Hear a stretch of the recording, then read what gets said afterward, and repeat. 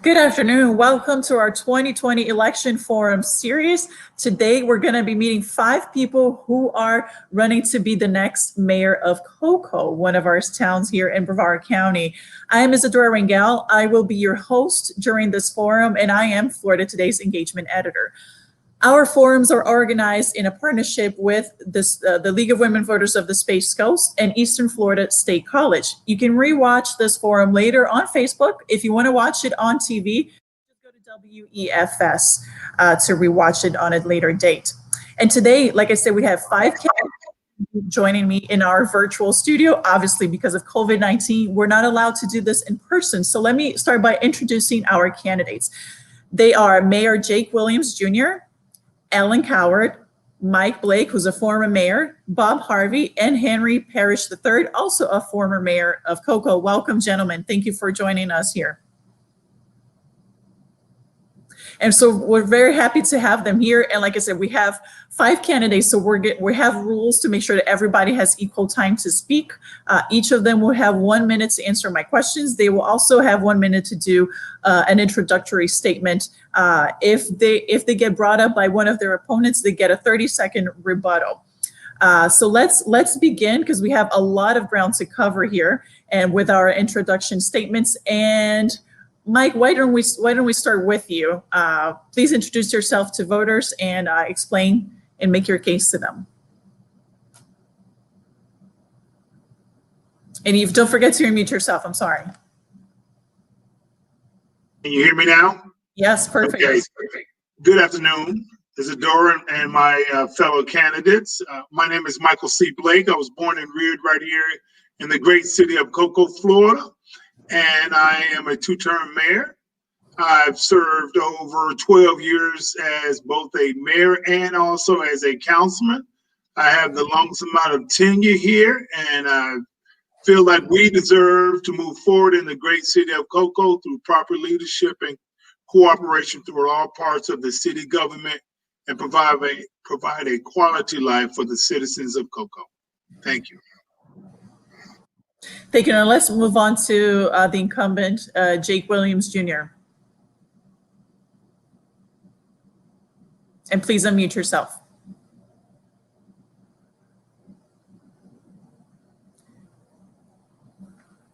There you go. Click the unmute button. There you go. We can hear you. Nope. Can you hear us, Jake? It looks like he's having some technical difficulties. So let's move on to the next candidate. We'll go back to you. So don't worry. Henry, why don't we go with you? 1 minute to introduce yourself to voters. And don't forget to unmute yourself. Do you hear me? Can you hear me? Yes. Okay. Welcome, everybody. Thank you for tuning in. This is an honor to be here. It's hard. I think maybe we should have went in the studio, but nevertheless, here we go. I'm Henry Parrish. I'm a former mayor of Cocoa from 2012 to 2018, and my passion for the city and love for the city is pretty evident. I've done a lot of things and had a lot of policies that I've passed in the city, helped pass, and we've had a lot of success during my tenure. I make sure the citizens of Cocoa know that my job is to come in and to resume success and to make us the best city in the state in every great category. I want to make sure that we're going to bring in more jobs than we did. A lot of success. We're going to make sure that we tackle crime. We're going to tackle crime, and we're going to. Thank you. Thank you. Your 1 minute is up. So let's short. move on to Jake. It looks like you're back with us. So you have 1 minute to introduce yourself.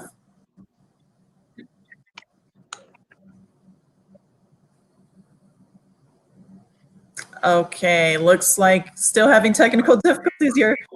Viewers, please be patient with us. This is all very new for us and a lot of the candidates. So, Bob, why don't we give you the chance to introduce yourself? Thank you, Isadora, and thank you for trying Florida today. This is all new for all of us, so the technology is a little bit challenging. But I do appreciate the opportunity to speak to the citizens again today, the citizens of Cocoa. So I'm Bob Harvey. I am not a former mayor, but I am running to be your mayor, and I offer quite a bit of different for the mayorship here. For starters, I'm a retired Air Force colonel. My wife and I moved here about 9 years ago. We love Cocoa. We chose to live here in Cocoa, and we've always felt welcome. Everybody in Cocoa is so nice to us, and that's a very nice, wonderful feeling to have. I live here and I love it here. Cocoa's a great city, and I know that I can make it a more secure, safe, and fun and beautiful city as your mayor. So I'm running. I have 33 years of experience in leadership and a formal training in leadership, and I think that would really help the city today. So I am running for you, Mayor. I appreciate your vote, and let's rock and roll. Thank you. Now let's move on to Allen Cowart. You have 1 minute, and please unmute yourself. Good afternoon. My name is Allen Cowart. I'm a fifth-generation Cocoa person. I was born and raised right here. And we came here in the early 1900s, and I've been a lane clearance site development contractor for 35 plus years. Deputy Sheriff with Brevard County Sheriff's Department, reserve now. Firefighter. I'm a realtor and I'm an auctioneer. So we do a lot of different things. And I'm looking at getting into more items. It was a great place. I was born and raised here. My kids were born and raised here. My grandkids are here. We got stuff we need to address, things we can improve on. Cocoa downtown's fantastic. We need to expand a little more, and we need to work on our education. I'll stop there before I get lighted up. Thank you. And do we have Mayor Williams back with us? Jake, do you want to? We see him. We see the room where he's sitting in, but we don't see him. Jake, would you want to give it a try?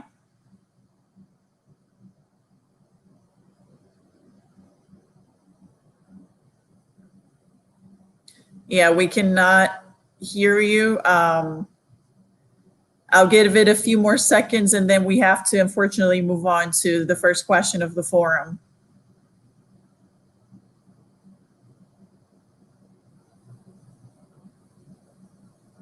All right, let's move on to the first question. Hopefully he can join us as soon as he tries to fix some of his technical issues. So I want to talk about many of the issues here in Cocoa, but I'm going to begin with one that seems to be of high interest for voters. A lot of residents often complain that most of Cocoa's resources are spent in Cocoa Village, where the wealthiest citizens live. They see changes and investments in the village, but not in their neighborhoods where most of Cocoa's citizens live. How would you respond to that concern? And how do we invest in Cocoa Village without gentrifying it and leading to more inequalities? And since we're taking turns answering, let's begin with Henry. And please unmute yourself.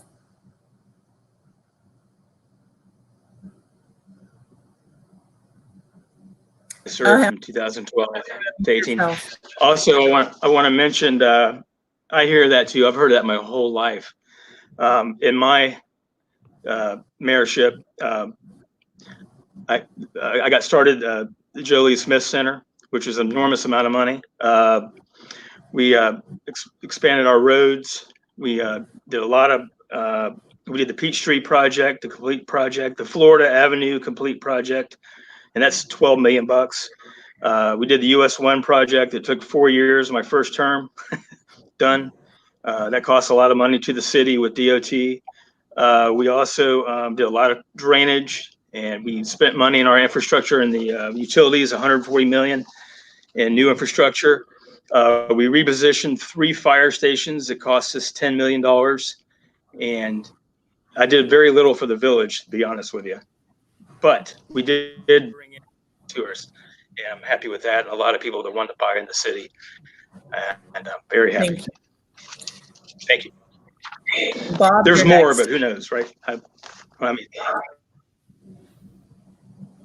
Bob Harvey. Thank you again, Isadora. I think what we need to focus on here in the village, or not just the village is invested in by business people and investors, and they want to invest in a lot of them want to invest in the rest of the city as well. We need to encourage that. We need to become more friendly to people that do want to invest in our city. Some great successes have happened in the past, but it is very difficult, and it's very difficult and challenging to get investors and people who want to build in our city. And if you go back to the 2015 master plan, strategic plan for the city, it's highlighted that we have a perception that it is difficult to work with the city to invest in the city. And as a citizen here for the last 8 years, I've heard that a lot. But now as a developer myself, and I am investing in the city in several different places, but as a developer myself, I've seen how hard it is to work and the challenges it is to get through, to work with the city to get things developed. We need to change that mindset, bring investment here, and they will come to the city, all of the city. They will come if we help them come here. We change our mindset, be helpful. Thank you. Allen, you're next. Thank you again. We have to do some more expansion in West Cocoa. I mean, that's the big area that's growing. We have the train coming. They're going to be putting a station out there. We need to look and go with the development in that area. We've got a lot of vacant land out in that area. If you look at the development plans that Cocoa has had out, it didn't show the area at all. It only showed the downtown area and stopping around US 1. So we need to get US 1 going north. We need to go up Clear Lake and down Dixon and look at those areas. A lot of that needs to be there. We got buildings, so we just need to get people to go in. We need to get incentives to get people to do that. I agree that a lot of people don't get representation for their taxes, so we need to figure out a way to make that work, and it's doable. It's not a problem. I think everybody wants to do something and make a big show, but it's going to take a lot of little shows to make the show get here. We have, the Walmart Supercenter. They did a great job getting that here. We've got more vacant land. We got a lot of commercial land that is doable, so we can get some more tax incentives and get more companies in here. So that's all we have. We just got to work on that angle and make it happen. Thank you. Michael, and don't forget to unmute yourself. Thank you, Isadora. Let me be first to say, I'm a firm believer in dispersing and distributing the wealth fairly and equitably, being equitable all the way across the board. The RDAs has been beneficial, especially in the Diamond Square area. And we provided that area for Diamond Square because it's been neglected. Let's be truthful and honest about it. And the only way that we could provide an avenue to increase the revenue base is to enhancing the communities there. Yes, District 3 is the last of the frontier out there in the north by northwest Cocoa. That area has finally started taking off. It's the last of the frontier, and it's the most precious part of the frontier, even though we have different segments of the city of Cocoa that makes up us a united Cocoa. Clearly, there's development there. There's future development coming. The train is there. So we have the right idea to promote the business advancement of the other areas. Thank you. Jake, are you back with us? Yes, ma'am. Can you hear me? Okay, I can hear you clearly. Okay. Can you repeat that question? I'm going to repeat the question. We've already moved on to the first question, so I'm going to repeat it. I'll give you a little extra time since you couldn't do your intro. I cannot give you another minute to do your introduction because we're trying to stick to our time limits. But the question is, voters often complain that most of Cocoa's resources are spent in Cocoa Village, where the wealthiest citizens live. They see changes and investments in the village, but not in their neighborhoods where most of Cocoa's citizens live. How would you respond to that concern? And how do we invest in Cocoa Village without gentrifying it and leading to more inequalities? Yes, ma'am. I can tell you that they've seen what we've done since getting elected to office in 2018. The three of us that came into office. If you look along Ponita Street, haven't been done in 38 years. A complete rebuild, sidewalks, curbs. If you look at Washington Street, you got your sidewalks, curbs, and your ADA compliance, and it just goes on and on. Barbara Jenkins, the Horseshoe Pond, north of Ponita Road. North of Ponita. And then also you have the 3 ponds along Ponita up near Cambridge Elementary School. We're now clearing all those ponds out. We're expanding those ponds to address some of our stormwater issues that we have. And it just goes on and on. And hey, they're coming. Developers are tearing our doors down to get in the city of Cocoa right now. If you go along 524, we got multiple projects going on right now, housing projects going on. We got over 1,500 homes that are coming in that will be in place within the next year. You're seeing development not just in the downtown area with our promenade and with our roundabout and not with our roundabout, but with our promenade, with the T-Dot. Sorry, your time is up. But we're going to stay on this topic for the next question. And Mayor, I think I'll start with you because this question it relates to you specifically. And another, Okay. I'm going to allow you to answer this question first. Mayor, City Council approved your proposal to ask the FBI to investigate allegations that a land development scheme involving city officials aims to defraud poor residents out of their homes and benefit development interests. Mayor, what evidence do you have to back up these allegations? I really can't discuss that right at this time. We had a meeting at 1:30 this afternoon. But we had to delay that meeting due to this forum right here. So they're going to be getting back with me sometime later today, and we're going to reschedule that. But this is just complaints from residents. It's from documentations that I've gotten from residents. But I can't disclose that right now at this time. I would love to, but I can't. Okay. And when I mentioned that there was another candidate who has somehow become part of this issue, and Bob, that's you. I want to make sure that you have the opportunity to address this issue. And I'm going to explain for the viewers who are not familiar with this, that Bob is the chair of the board of a nonprofit organization called Broadmoor Acres Community Restoration and Preservation, which the mayor says is among the focal points of these allegations.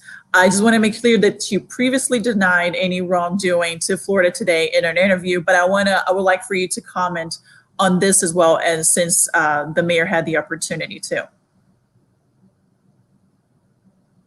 And don't forget to unmute yourself. All right, thank you for asking me this. Well, first of all, this falls in the category of no good deed goes unpunished. The mayor knows this is a false allegation, but that's kind of how he's choosing to run his campaign. So that's just how that's going to be. So for those that don't know, Broadmoor Acres is just a neighborhood in Cocoa. I, along with dozens of other volunteers, or a dozen other volunteers, have been helping people own their own homes in Broadmoor Acres. What a crime. We're helping people own their own home. There is a nonprofit involved, but that's not the sole effort. There are a lot of people helping others own their own home. Isn't that what we want for the citizens of Cocoa? Now, I want to take you back to what the mayor said. If you watched the meeting when the mayor actually brought up the FBI, there was no mention of Broadmoor Acres or Bob Harvey or anybody else at that time. No mention of that whatsoever. What the mayor asked for was an FBI investigation into current council, city council, current citizens sitting on all boards, former citizens sitting on all boards, current staff, and I get 30 extra seconds. He mentioned me. Okay, I'll give you a little extra time. Can I address? Okay. If you go back and look at what the mayor said in the meeting, it had nothing to do with this. He only changed it during the interview the next day. It's a lie. Mayor, I'll give you 30 seconds for a rebuttal, but I want to make sure we want to hear from the other candidates as well, because they're also, part of this race, but I'll give you 30 seconds to rebut what Bob said. Even though he would like to think that this whole FBI investigation is about Broadmoor Acres, it's not. There is just a little part in there because I don't particularly like their practices and what the CEO does and how he goes out and he video folks, use bullhorns. He curses people out. He just harassed all the neighbors there. All you got to do is go to YouTube and just Google and look at some of the videos that he's produced. So that tactic is not what we expect and what we deserve in the city of Cocoa. Okay. Bob, this is a sensitive issue. I'll give you 30 seconds, but then we have to move on. All right.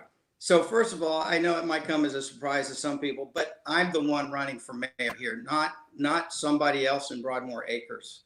I'm the one running for mayor. Broadmoor Acres, we're helping people own their own homes. It's that simple, folks. All this other nonsense and smoke and mirrors, Watch what the mayor said that Wednesday night in the meeting. Had nothing to do with Broadmoor Acres. All right, so let's move on to the other candidates. And my question for you, Alan, Henry, and Michael is, would you support requesting the FBI to investigate? If you want to add any other thoughts about this issue as well, please feel free to do so. And I'm going to ask Alan to go first.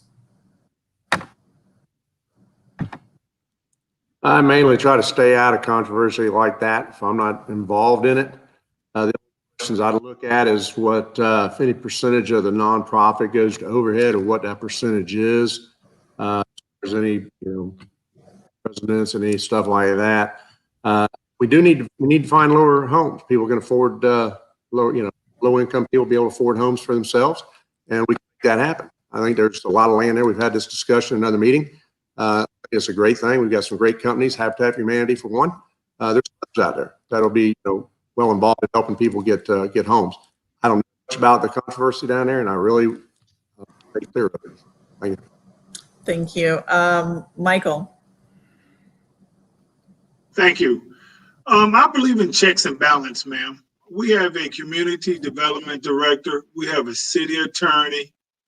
We have other agencies of our great local government that deal with this issue.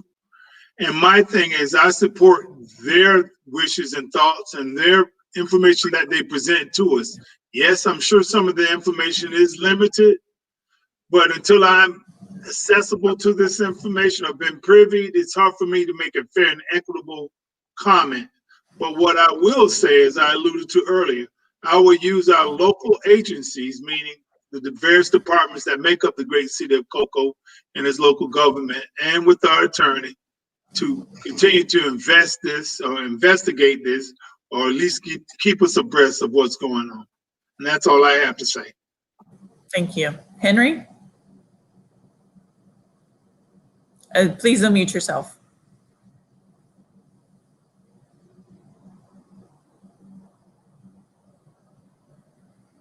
You hear me? Go. Yes. Okay. What was the question? The question for you was, would you support requesting the FBI to investigate these allegations made by the mayor, which was approved? Yeah, it won't have any bearing on the next person coming in, or unless it's a citizen. I really don't have a comment on the matter. It's unfortunate that the problem is not a nonprofit in our city. I want to stick to the citywide stuff. We have low property values. We can't just add, rely on rentals for the next 30 years. We need to figure a way to get housing in there. But a lot of it starts at property value. Property value is too low. Now, as far as Broadmoor Acres, they're doing their own thing. I think it was, I don't know. I really don't have a comment today, but I think if the FBI finds something, they find something, but it has nothing to do with the incoming mayor. I want to run a positive campaign and keep moving forward and improve our city. Thank you. Okay. So obviously this issue touches on a broader issue, which is affordable housing, which is a crisis across Florida. In Cocoa, as many as 30% of its population lives below the national poverty level. And my question to you is, obviously the cost of housing is dictated by the market. Are things the local government to increase the availability of affordable housing? I'm sorry, Bob, go ahead. Do I get the answer to the question about the FBI and rebut the request of? You already did. I asked you the specific. I don't believe I got an opportunity to answer. Do I support the FBI coming in? Okay, go ahead. So I'll give you. You already have yes, I do. Yes, I do support the FBI coming in because the mayor asked for it, and I believe once the city council votes on it and they ask for it, I believe that's proper for the FBI to come in and investigate. They can start with me. I'd be happy to talk to them about what we're doing in Broadmoor Acres. And to answer Mr. Cowart's question, 0%'s gone to overhead, Mr. Cowart. no money actually has been made by anybody in Broadmoor Acres that is helping. And I have personally donated thousands of dollars of my own money to help the citizens of Broadmoor Acres. Okay, thank you. Challenge the We're rest of the going to have folks to move help. on now. I think we've all of the candidates have been able to say their piece, but we obviously, there are many issues affecting the city that we want to make sure we cover, and you all have a chance to answer those issues. And so I'll go back to my question, which is about affordable housing. What would you do if you are the mayor to increase the availability of affordable housing? Like I said, there are many solutions that local governments have come up with. What are some that you would prefer to implement? And Alan, we'll start with you. Well, thanks for the information there, Bob. My big thing is you got to get affordable housing. We got to get people jobs so they can afford housing. It's not always just the dollar amount. We got to get them jobs so they can afford it and they can live in them and they have that pride of ownership. I was discussing a previous forum that there's a lot of land that the city owns. So you have a lot of area that can growth and a lot of stuff needs to be put on the tax base. So that'd be a great thing to do, is get houses put there and get those back where they're producing income. Something I need to learn more about is, what we can do to make that happen. I'm more than happy to spend time with anybody that wants to give me some insights. But we've got to get the education. You've got to get, people back involved in doing that stuff. It's one of my big things is education. I know it's a school board is the big thing, but people don't that out. And we get education, that gets jobs. We get, we help get trade people, get some of these companies to get people, jobs on and come in and see how stuff's done. So that's the way to make it happen. Thank you. And we'll move on to Michael. I'm a firm believing if you do provide jobs here for our local area, that homes will come. If you build it, they will come. Clearly beyond a shadow of the doubt. Cocoa is the focal point right about now. We are the hot spot. And I'm a strong believer when you provide a permanent resident for individuals so that the kids being in a lifetime long educated, records indicate that when kids have a permanent structure, a stable living facility, the grades go up, self-esteem goes up, and people feel part of the process. And so I think it's imperative that, yes, we provide jobs, we have land to do so, and also bring in business. This right now is all roads lead into cocoa. All we need is stability, and I am that person who will do this. Beyond my track record indicates that. And that's the reason why both cocoa, come to cocoa, live and stay and reside in the great city of cocoa. Thank you. Jake, you're next. Can you hear me? Yes, I can.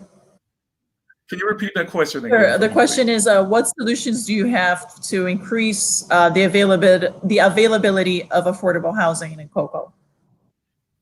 Yes, ma'am. One of the things I did was I wanted to find out how many vacant lots we had throughout the city that the city owned, and there was a total of 57 of them.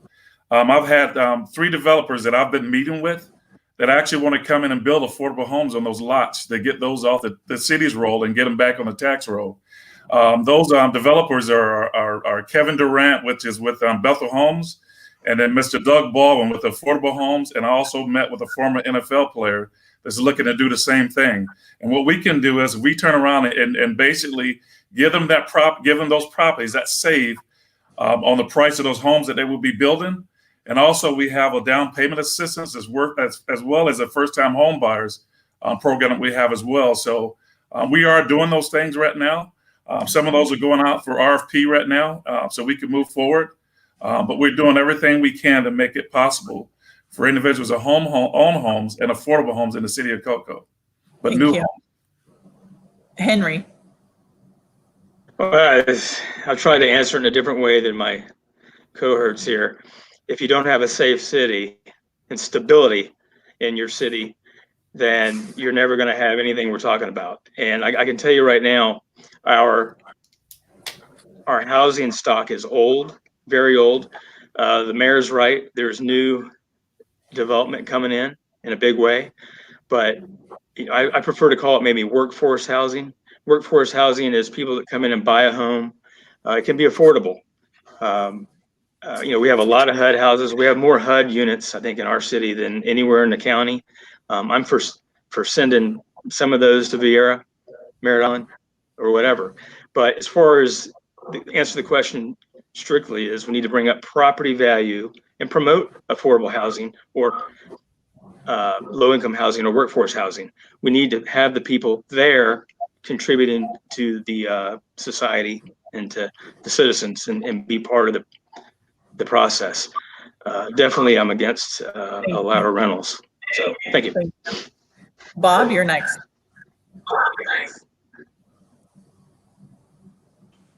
Well, once again, I am developing affordable housing right now in 2 different areas of the city. So my solution to affordable housing is, as we're doing in Broadmoor Acres, we're taking old houses and fixing them, bringing them up to code, changing them from rentals to owner-occupied housing. Owner-occupied housing, as everyone knows, reduces crime. We have successfully reduced crime in Broadmoor Acres neighborhood 40% in 3 years. If we can do this in Broadmoor Acres, take old houses, bring them up to speed, let people own them instead of renting them, then we can do it anywhere in the city. I'm also a developer in another project that's the south end of the city, where we're building another 85 homes for people of workforce housing. This is how we build our city, one house at a time, one neighborhood at a time. But when we all pitch in, as all of the volunteers have done in Broadmoor Acres, when we all pitch in and help, we actually succeed. And the new homeowners in Broadmoor Acres are very happy about being able to own their own homes. It's a win-win. Thank you. So now let's move on to another topic, and let's talk about law enforcement in the city of Cocoa. As you know, the city of Cocoa is beginning its search for the next chief of police, as current chief Mike Cantaloupe is set to retire this December after serving 30 years with the Cocoa Police Department. What qualities must the ideal candidate have to replace him in this situation? And we're going to begin with Michael. You're the next one here on my list. What qualities are you looking for in the next chief of police? Communication is the key perspective here, ma'am. If you don't communicate with the citizens of Cocoa, we will have chaos. Chief Cantaloupe has done an outstanding job in having that communication with the citizens of Cocoa. It also helps to have programs established for the city of Cocoa. That chief of police must be educated. It helps out that as well. That person must have the ability to address all needs and concerns and have the support of his workforce, the police men and women, to show support and solidarity. But the most important thing, having that extended hand and having that branch of peace and tranquility so that we can have a good correlation, provides a good community. And when you have that communication, people like to stay here, live here, and pray here. And I'm a supporter of the police department, and I think that they will continue to do an outstanding job. They may move in a different direction because now we have a new city manager. But Thank you. The most important thing is communication. Your time is up. Thanks.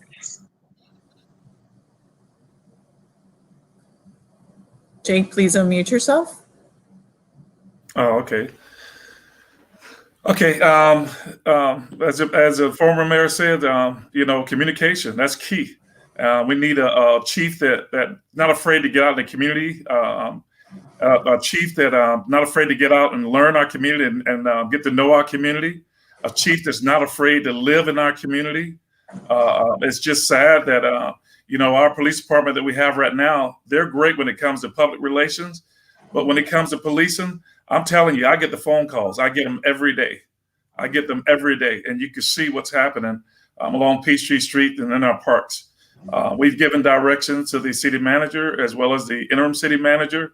That's what we do. We give direction as a council. They implement those directions, because they do the day-to-day operations. But we need a police chief that cares, that generally care about our community and have gotten to know our community and willing to get out and communicate with our residents.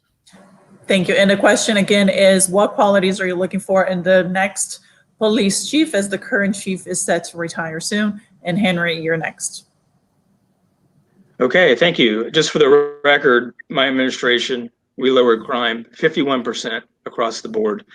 And when you look at the crime rate, you look at violent crime first. But we were very effective, and my next goal is lower crime, lower than Rockledge's. But as far as the chief hiring, I always like to look from within if there's a very good candidate, because those candidates possibly could have the inroad in all the different, pastors, the churches in Cocoa and the business owners and the citizens.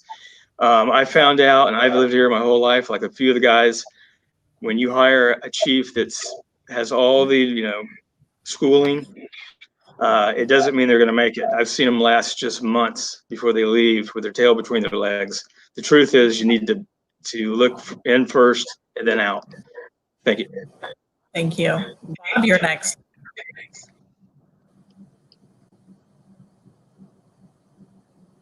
Bob, are you with us? Yes, I didn't hear the name. Got that. Candidates for the next chief, I think, is what we were talking about there. First and foremost,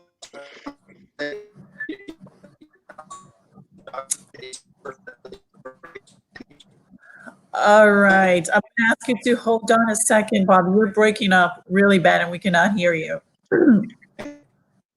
Can you hear me? Yes, you're breaking up.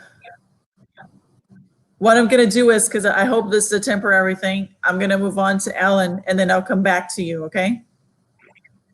All right, so Ellen, I'll give you 1 minute and then we'll go back to Bob. Thank you. We met with myself and all the other candidates met with the the other day, and I believe there's a lot of people in the house that would be great to move up. I'm very fond of moving up in house. They know the system, they know the area, they know the problem areas, certain areas that we really need to work on.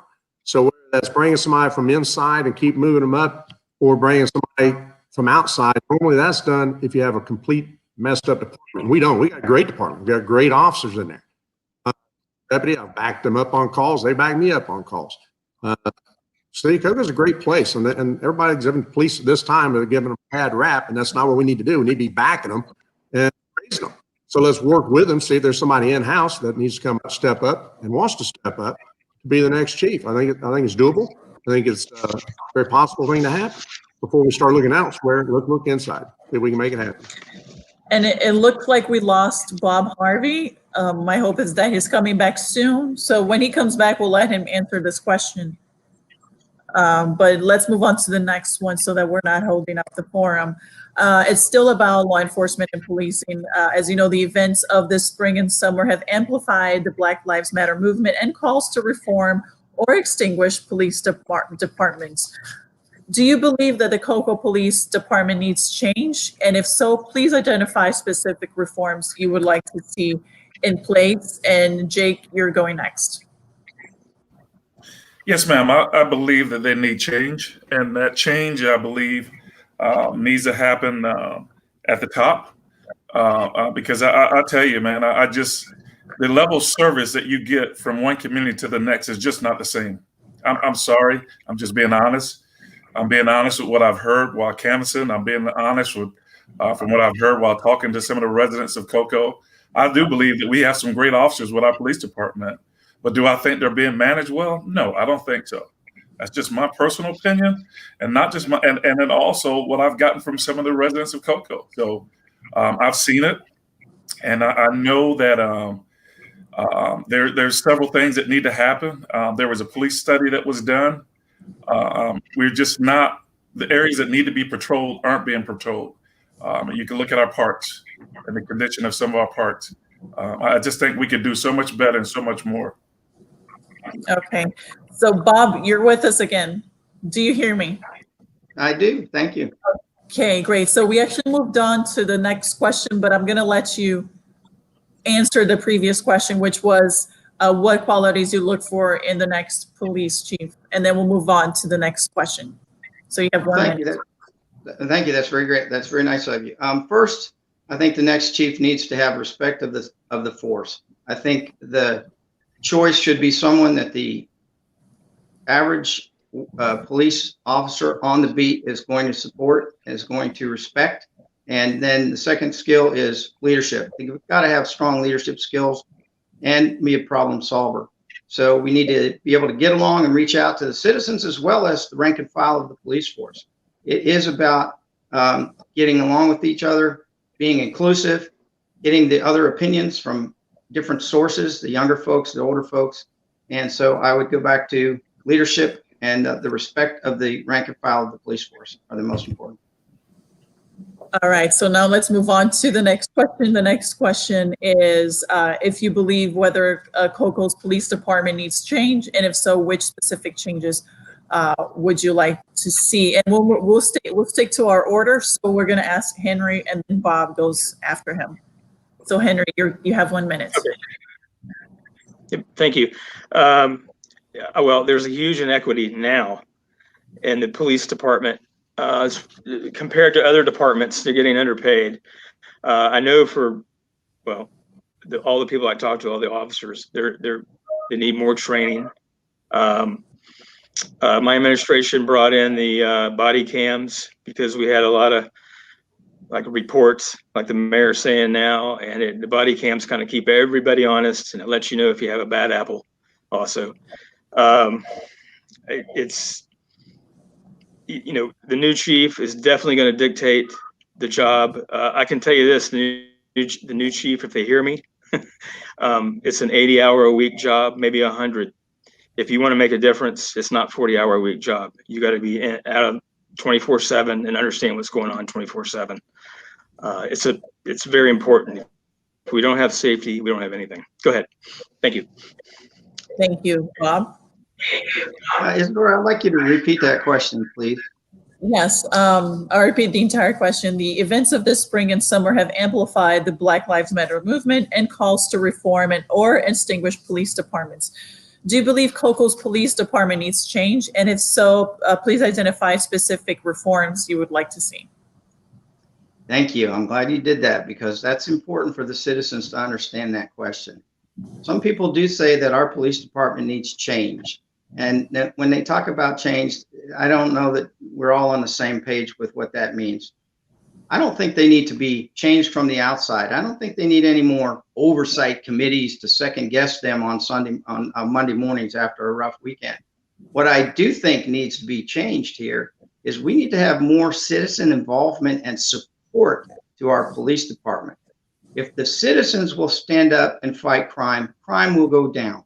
If we work together with our police force, crime will go down. If we support them on a daily basis, folks, they live and work here with us. They're here to protect us. This isn't about us versus them. This is about how we can help them make our city better. So yeah, I think that's what needs to be changed. I don't think we need to take any money from them or cut their training or any of that. Thank you. Allen? The changes that need to be made for City of Cocoa are not the officers. The changes are we need to get them more money. We need to get, incentives to them. We need to help morale. We need to help, maybe we need to do surveys with people and say, what is your biggest problem that we're having? Let's go and work those areas. I know we have a couple gangs that are in the area that they need to be addressed. We need to get them out of there. So it's not the department. I think we need to work with the department. We need to give them more money so they can get more and better qualified, maybe deputies. If they need, we got great training. You come out of the academy, you got good training. But training is zone functional, where if you need to learn certain areas and what you're doing in different units you're on, that's great. But we need to get them all the backing we can. It was mentioned a minute ago. Yeah, we need to get the residents to back. That's what it's going to take, is where they come out and help us and say, yeah, that's the guy over there that did it. If we don't have that, then we're just beating our head against the wall. So they want to have help, and then we can give them help. Thank you. And Mike, your turn. Being an educator, Isadora, we must modify our strategies as we teach and educate the children. I think our police department would have to modify their strategies in order to incorporate the type of law enforcement that the city deserves. Safety first and foremost. We as human beings, we know how to adapt. So my thing that I would like to see is to continue having those community relationships that we have with our students and kids of the community, continue to have that relationship with the ministerial staff, and continue to have that relationship that we have with the citizens of Cocoa, just like the lemonade drive. When we have pals, they come out and the police officers meet and greet the citizens of Cocoa. So I think we make the necessary modifications as the situation at hand changes. Are we doing a good job? Of course we are. Can we do better? Yes, we will.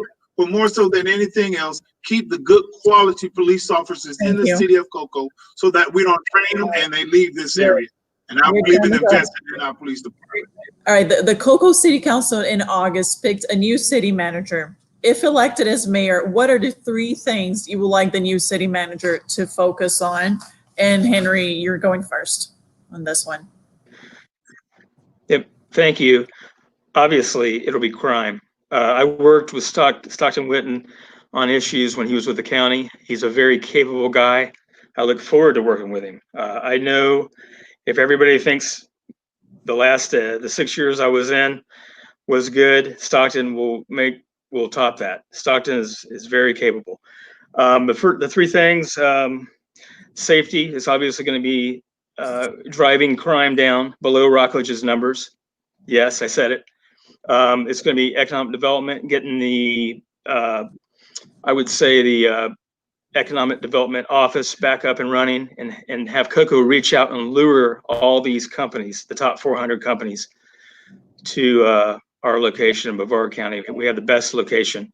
And I'd probably want to do a homeless coalition, a citizen advisory board on mental health issues, homeless issues, and drug issues, and try to go at this a totally different way.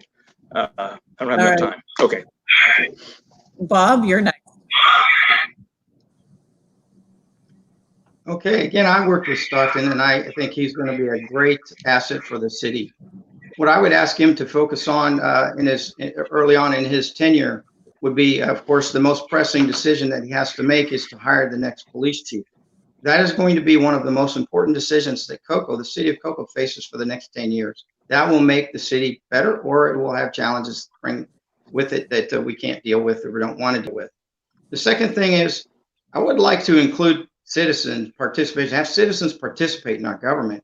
We seem to shun them too often and say we're not really listening to you. We want to make a decision here in this group instead of listening to our citizens. I want to encourage citizen participation. I know Stockton will do that.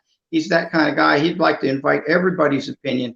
And obviously, when you have a multitude of opinions, you have better chance at better solutions. The last thing is, I'd like him to work on a strategic plan. We've had a strategic plan for many, many years. It just doesn't seem to get executed very well. And I think if we focus on it, we can move forward. All right, Allen, you're next. I haven't had the pleasure of meeting him yet, but I'd like to. I think we need to work on safety. That's always a major concern. I've had a lot of complaints. Of course, I've been involved in development in this area for years and years. And previous administration has been anti-growth.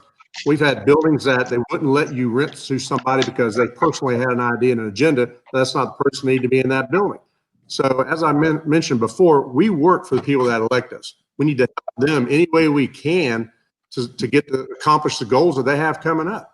And they've invested good money into our area, so let's make it work. Let's work with them, get them in there, and see what we can make happen. Thank you. And the question again is, what are your top 3 priorities for the new city manager? Michael, you're next. Great question there, Isadora. The first thing, I kind of make myself parallel to Stockton. We're both are proven leaders, and we both believe in integrity to the citizens of who we represent. I believe in the 3 C's, ma'am. The first one is communication. We must have a dialogue that we have with not only with the council itself, but the citizens of Cocoa and who we represent.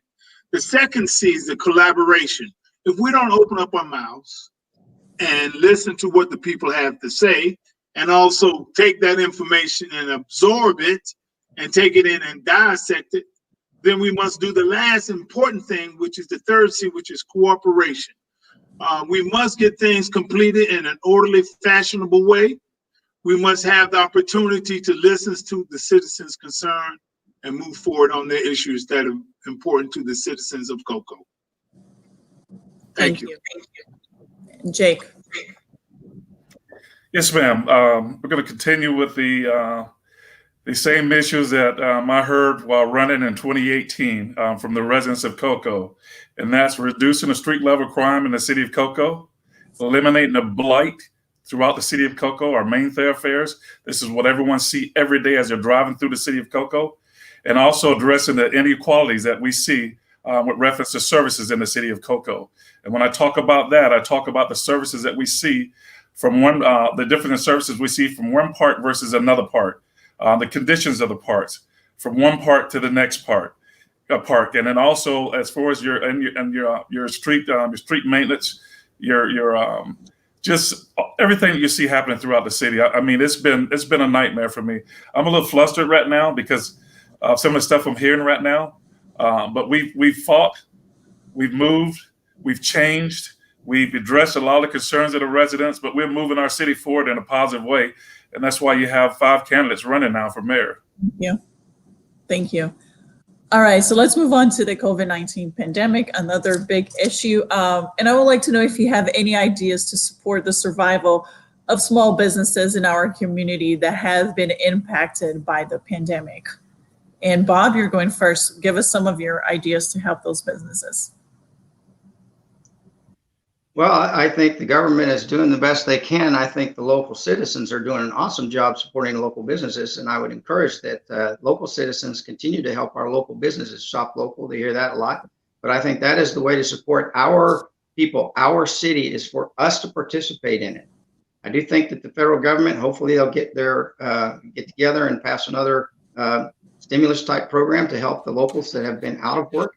But I do think we're on the path to recovery. I have one concept that I would like to institute, and that is to have the local business leaders and local citizens participate in a roundtable discussion and advisory group to come together and tell us how they think that business ought to be rejuvenated here in the city or rebound here in the city. We want to get the experts involved. The folks that are actually living it are the experts. So I'd like to ask their opinion on how to go about moving forward in recovery. Allen? I agree with Bob on a lot of those areas. As a small businessman, I've seen it. I'm living it. You go out to dinner, and even with the restrictions of 50% or 70% of these restaurants, they're not full. They're not even at their half capacity. I don't know if people are just nervous and not to go out, don't want to spread it, don't want to get it, or it's just nobody can afford to go anywhere. Maybe it's a little of both. I don't have a game plan. I'm not going to sit here and say that I know how to solve it because I don't. So I'm just going to pass it to somebody else because I just don't have a game plan for that without knowledge of what the next step would be. All right, Michael? And you're muted, if you can unmute yourself. Thank you. I'm a firm believer in buying local, spending local, keeping it local. We have an economic development department, part of the city of Cocoa. I'm a strong supporter of town hall meetings where the business personnel gets together with the city personnel, and we also bring in the citizens of this immediate area, and we sit down and have communication, talking about the issues, how to make their business stay operable and provide a way of life for the business in the downtown area, but not just strictly downtown, but throughout the entire city of Cocoa, because it is affected throughout the entire nation. So let's invest in the citizens of our immediate area first and foremost in reference of local business. And I'm a firm believer in that. Spend local, keep it local. Hey, buy local. Hot chocolate. Thank you. Jake? Yes, and we've been doing a lot of that. We've actually been reaching out to the local businesses, just finding out what the concerns and needs are at this point in time, giving them all the latest and greatest information when it comes to the CARES Act and packages that we're offering. So we've been actively doing that, not just the staff, but as well as some of the council members. We've been doing this. So We got a good relationship with a lot of our local businesses, and we're just moving forward. All right, so we have one more question before we move to our closing statements, and this is a bit of a personal question. And all of us make mistakes or evolve our point of view over time. Can you share with us mistakes or changes of viewpoint that could help voters with their decision this election? And Alan, you're going first. If you need a couple of minutes to think, that's okay, but I'll start the clock now if you want to. I'm not sure about the mistakes. We're talking about mistakes that I've made. Or changes of point of view. We all make a bunch that we wish we could go back and change. I don't think there's any five of us don't have that answer, whether it's been, how we did something in the past or different things, how we were raised. I don't know. I don't have anything that I can say that I've been very blessed. Good Lord's blessed me way beyond my needs and wants. And so I'd have to say that as far as changing, I've been led in a good way. I was raised by a good family in a great town. I love Cocoa, and that's why I'm doing what I'm doing at this moment. Any other way, I don't really have a good answer for it. All right. Again, the question is, any mistakes or changes in your point of view that have happened in your life that help voters get to know you a little better or explain who you are. And Michael, you're next.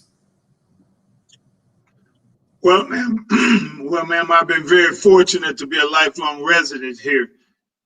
Any changes in my life I would like to change? No, ma'am. I'm a firm believing and living by example. People may misconstrue us, but they're only human. Name me a person who hasn't committed a mistake or had a misfortune. My only thing is to move forward, learn the best about me. As the more you communicate and cooperate with me, and I as well do the same for you, I think it makes it a more harmonious relationship, because that's what it's all about here, having relationships with the citizens of Cocoa and the business adventure. So we look forward to a great day, a fine day, when we can continue to move forward, enhancing our population, enhancing our tax base, and providing a quality way of life.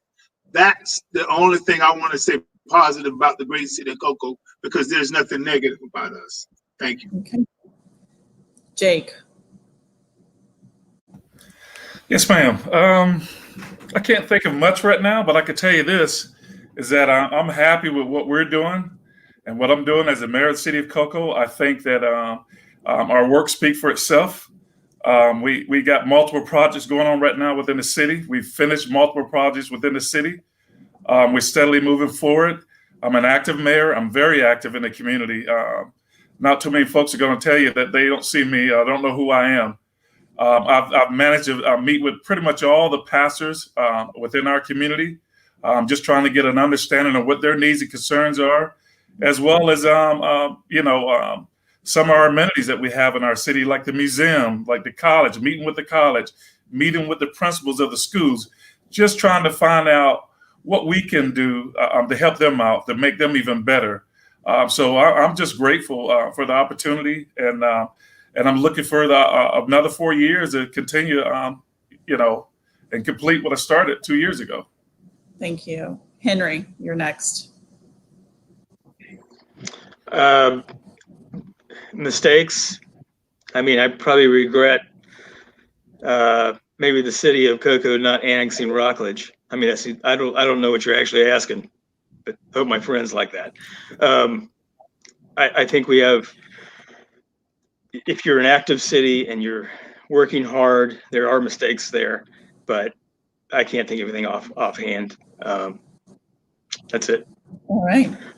Bob.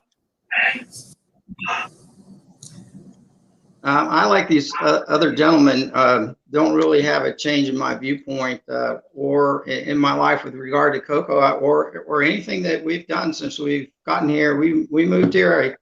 I served in the military 33 years. I've served the last 4 years as a port commissioner of Port Canaveral. I'll continue to serve, so I'm not changing that. I'll continue to serve whether mayor or not. I continue to work for the benefit of Cocoa, as I have for the last 8 years. I'm developing things in Cocoa. I'm working for the betterment of Cocoa. I'm participating in the government of Cocoa. I wrote a history book about Cocoa.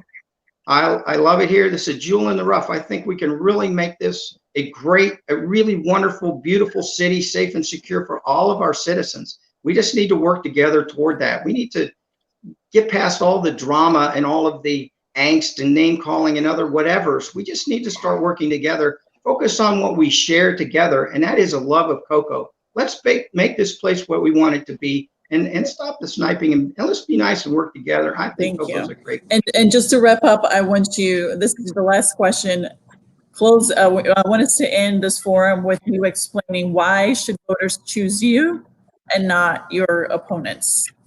And Michael, you're going first. Thank you, Isadora. As we were talking and having this dialogue, ma'am, some of my students, being educated, would come into my room, knock at my door, and they see us doing this focus meeting here, this Zoom meeting. But let me say this to you.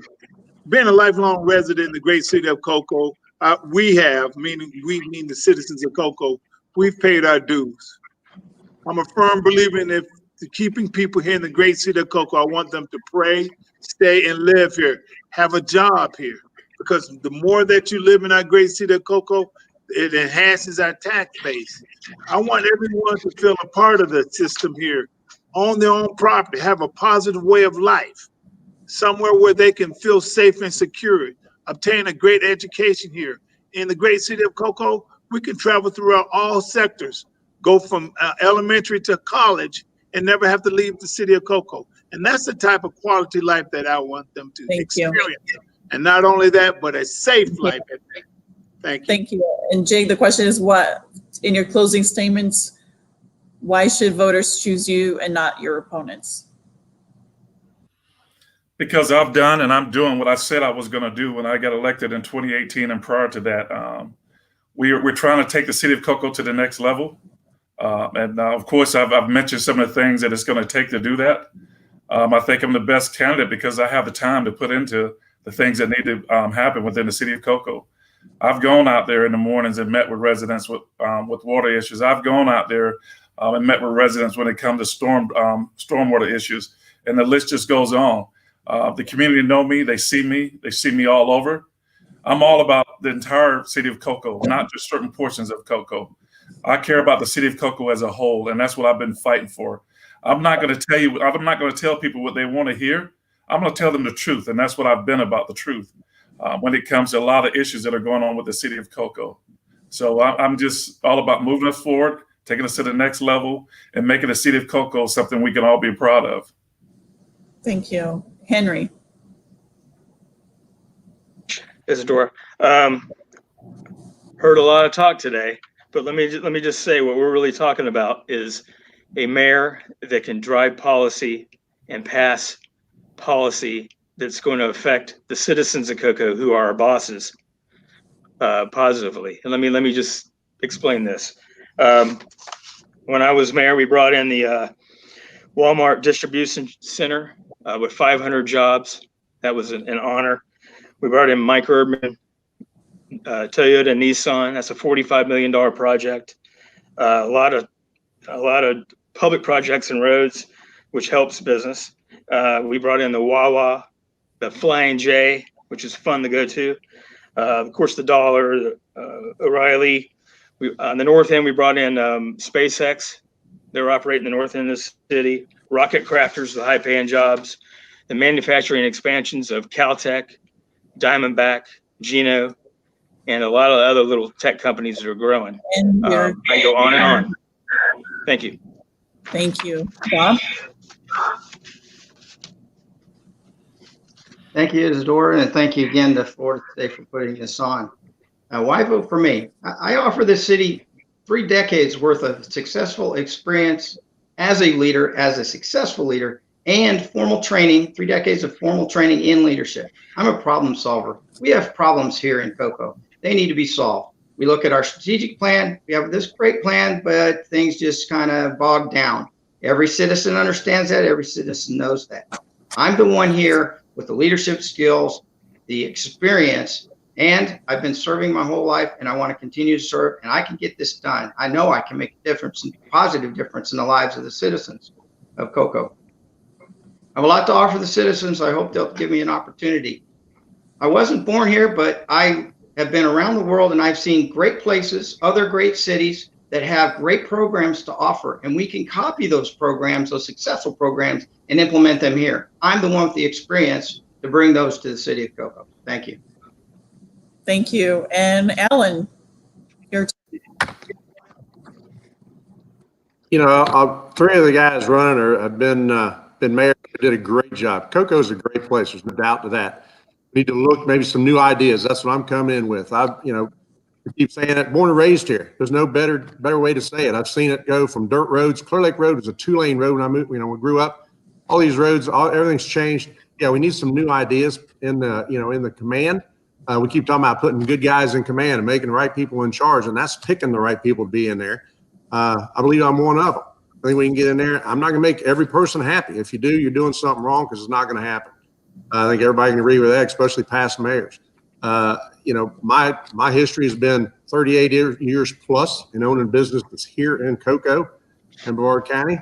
I'm still in business for myself. I'm more than happy to give my time and make it where I can help improve Cocoa. So thank you for your vote. Get out and vote no matter who you vote for. You need to get out and vote and make your votes count. Thank you. Candidates, thank you for joining us and doing this for the voters. Again, the election happens on November 3rd. If you want to read more about this race and other Brevard County elections, go to floridatoday.com